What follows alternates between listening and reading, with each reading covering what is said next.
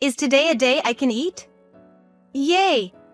The room went cold with that one comment. My grandson, David, was always lively and energetic, but he started hesitating to play outside. He used to be a bit chubby, but now he's slimmed down. Seeing this, I realized something was off and was like, why don't you tell me what's going on? As a result, my son and his wife began to make excuses in a panic. But realizing my son and his wife didn't grasp the gravity of the situation, I decided to lay down the law. My name is Karen. I'll turn 55 this year. I married my husband when I was 23, and had my son at 25. Ever since, I've been a homemaker, taking care of household chores.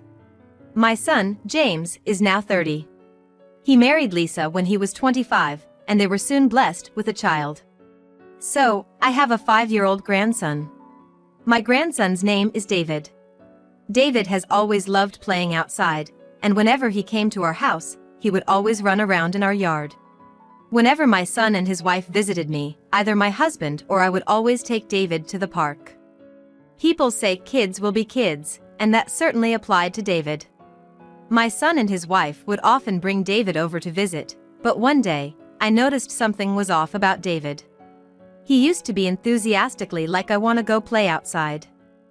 Take me to the park, but for some reason, he didn't want to go out that day. When I asked like, don't you want to go outside? It's nice out and it'll be fun, he was like, but showing little interest in going out. I thought maybe he wasn't feeling well and decided not to press further. Luckily, we had lots of board games and cards that could be played indoors. These were the toys that James used to play with when he was a kid, stored in our closet, so I quickly took them out. Although David seemed happy, there were times he'd just blankly stare outside. I thought he might still want to go out and asked him like, if you're not feeling up to playing, how about a short walk to the store? David then looked at Lisa. Lisa, with a resigned expression, was like, only for a bit. At that moment, David cheered and began running around my house. He clearly wanted to go outside. I thought being stuck in a house with just adults probably wasn't much fun for him. I was about to get ready and take David out when Lisa suddenly stopped me. Hold on a sec. In Lisa's hand was sunscreen, and she began applying it to the face and limbs of David standing next to her. I've heard that UV rays can cause skin cancer, and getting sunburned hurts. I was impressed with how diligent Lisa was in this regard. After that, we headed to a store nearby, but on the way, David kept insisting that he wanted to play in the park. I was like, just for a bit, letting David play in the park. It had rained earlier that day, and the ground was muddy. David got his foot stuck in the mud. In that moment, he fell face first, his clothes completely covered in mud. Even his face was smeared with mud. I asked David like, are you okay? Any injuries? But it seemed he wasn't hurt.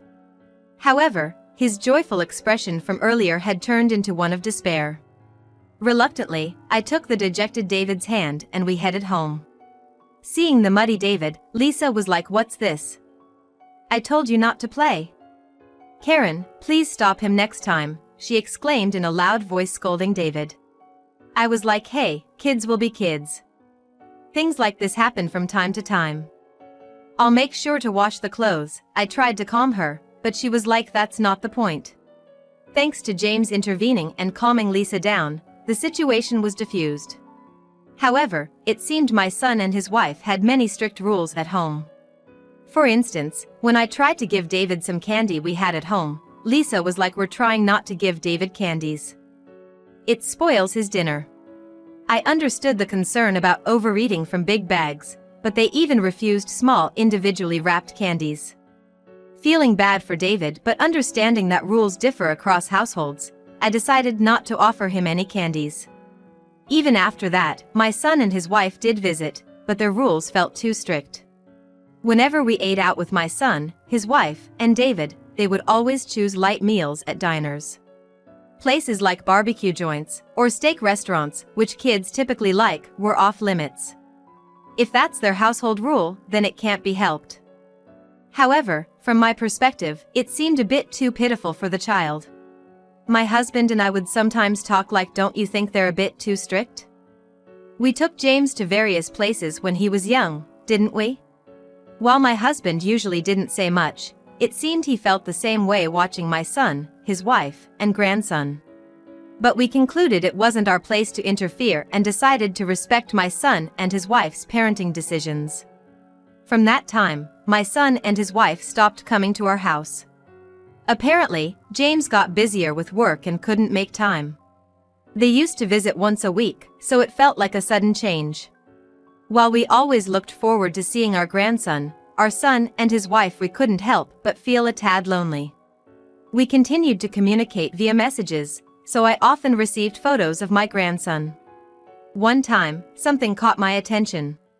He seems to look more mature.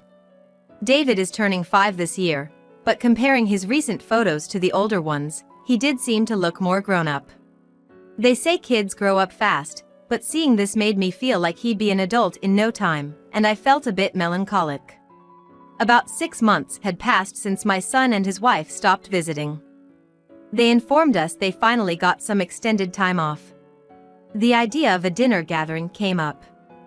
Considering their preferences, my husband and I suggested a slightly upscale traditional American restaurant. Once we got the green light from my son and his wife about the restaurant choice, we quickly made a reservation. The thought of dining together after such a long time was thrilling.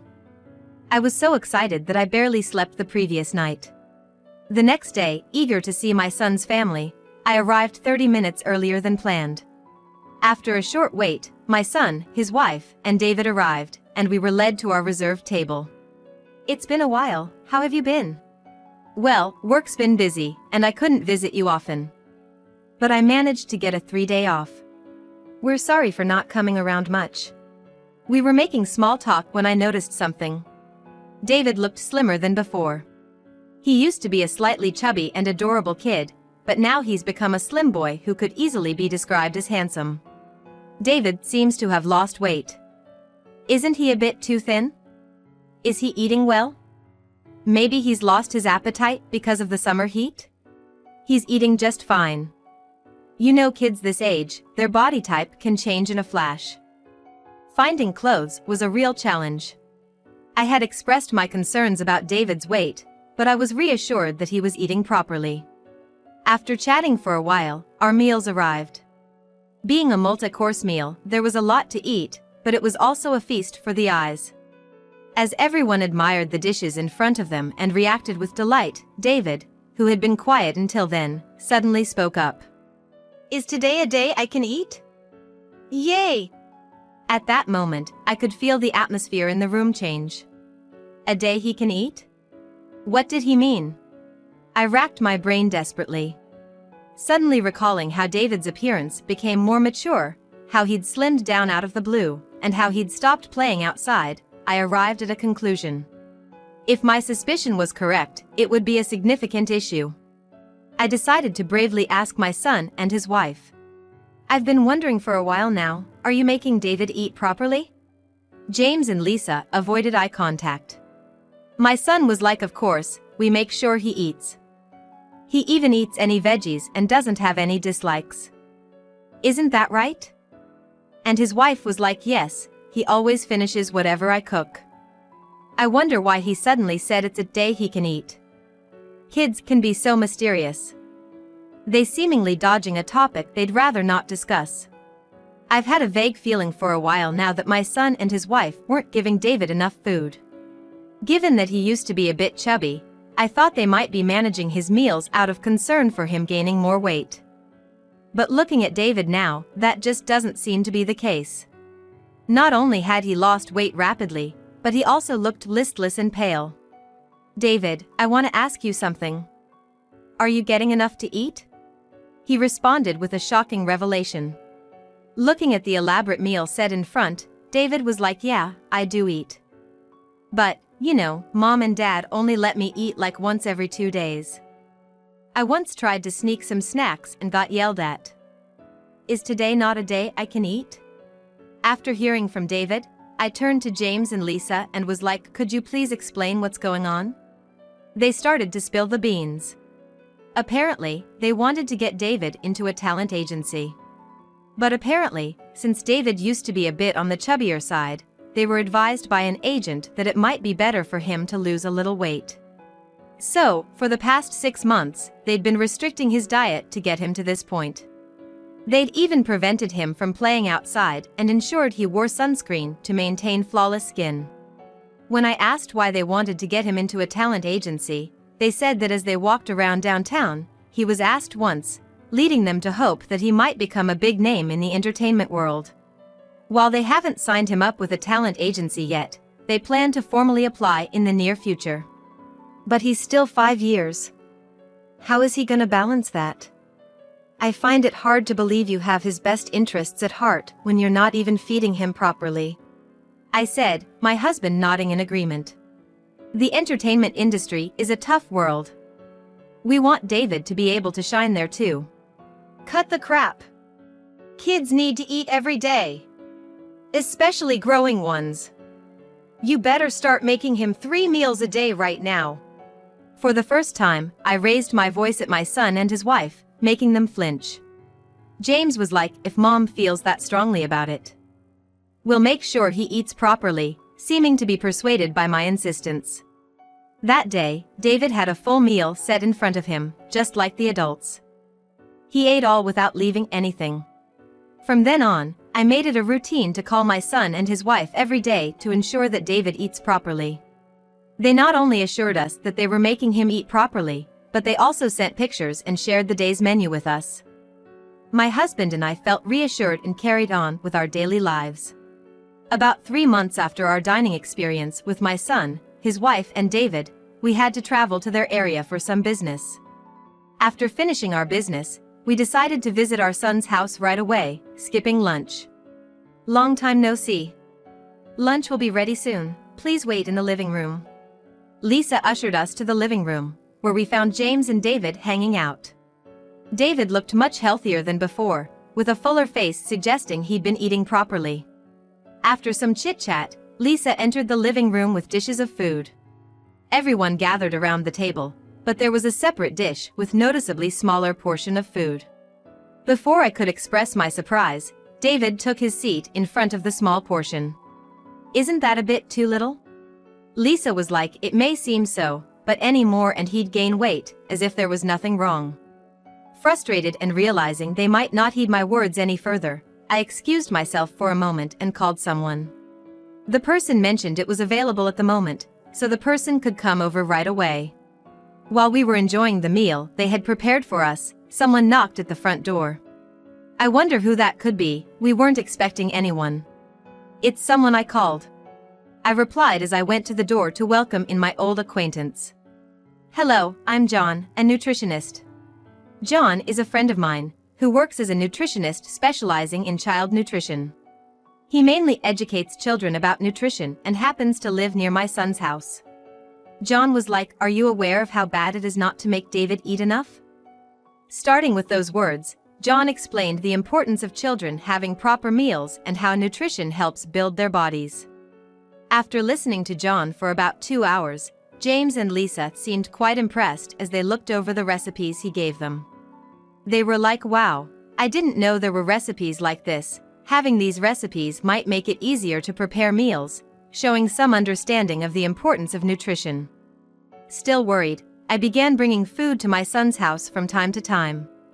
Each visit reassured me that David was being fed properly, but they still seemed keen on getting him into the entertainment industry. Apparently, they recently applied to a talent agency, and James and Lisa were anxious about the outcome. After some time, they informed me that he had been accepted. While I was happy for them, I couldn't help but feel uneasy. Would they really prioritize David's well-being? Day by day, as they updated me about David's progress, I carried these thoughts. One day, after my husband left for work and I was doing my usual chores, someone visited me at home.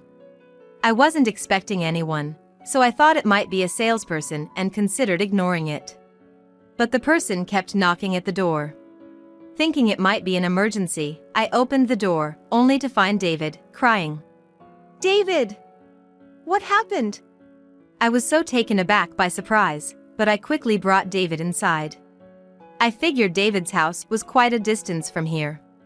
But my immediate concern was to calm David down. I gently rubbed his back and waited for him to stop crying.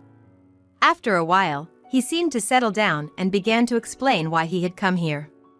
David was like, when grandma is around, they feed me properly, but when you're not, they hardly feed me at all. They even threw away a candy my friend gave me.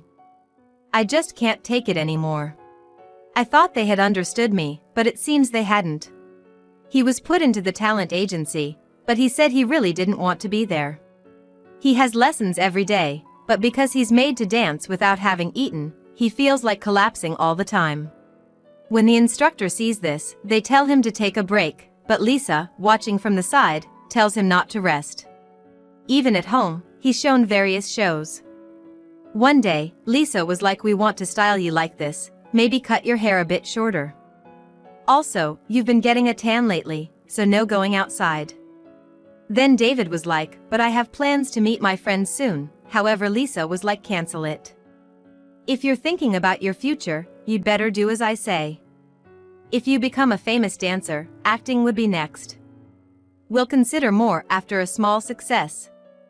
He wasn't even allowed to go out with his friends.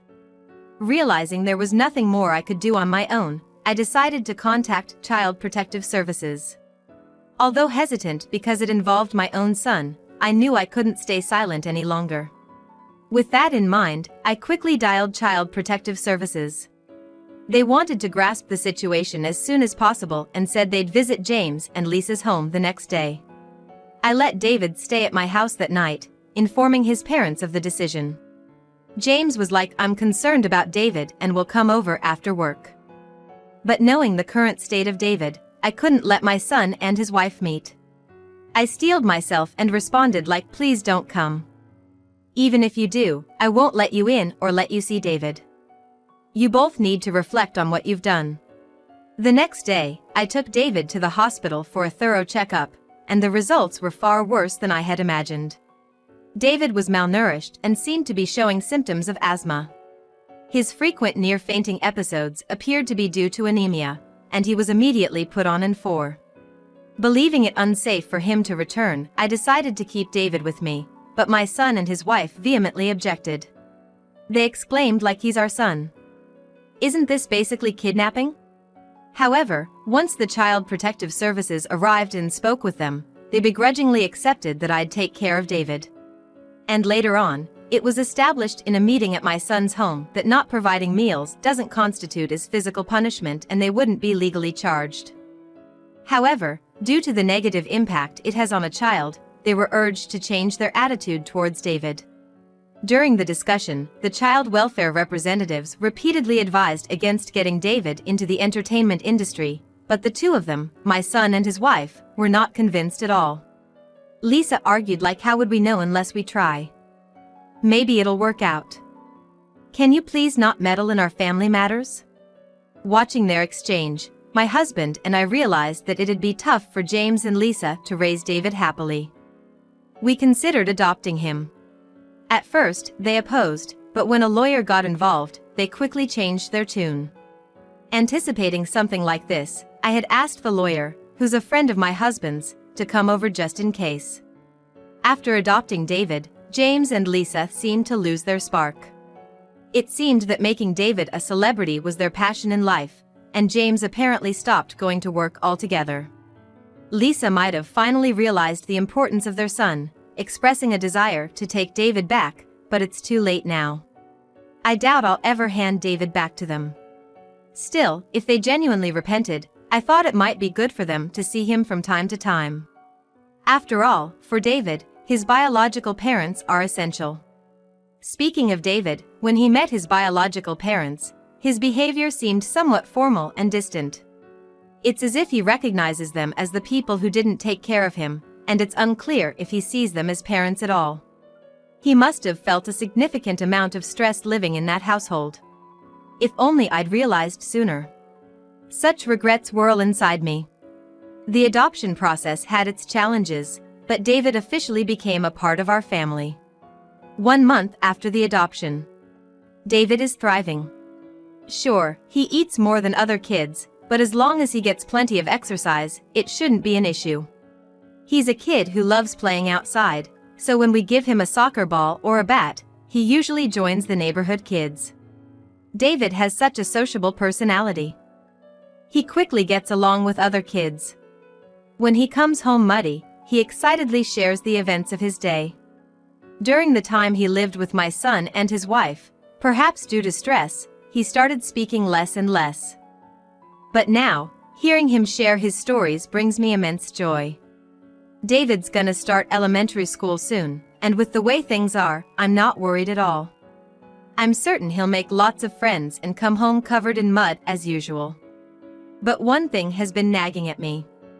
The concern was, did my husband and I make the right decision in adopting David? After all, when we became older, might there be comments or criticisms from those around us? I also wondered if David might be concerned about that very thing. So, I decided to ask David how he truly felt. I asked him did you want to live with your dad and mom? Are you happy now? He was instantly I'm super happy. My old home felt very gloomy, and I hated being there. But now I can play outside and eat delicious food, so it's much better than before. He was I did feel a little sad when I left my dad and mom, but I love grandma and grandpa too. Thanks for always being with me. Hearing David's words made me genuinely relieved that my actions back then weren't a mistake. And I decided that if I ever come across a child in need, I'd act without hesitation to help them.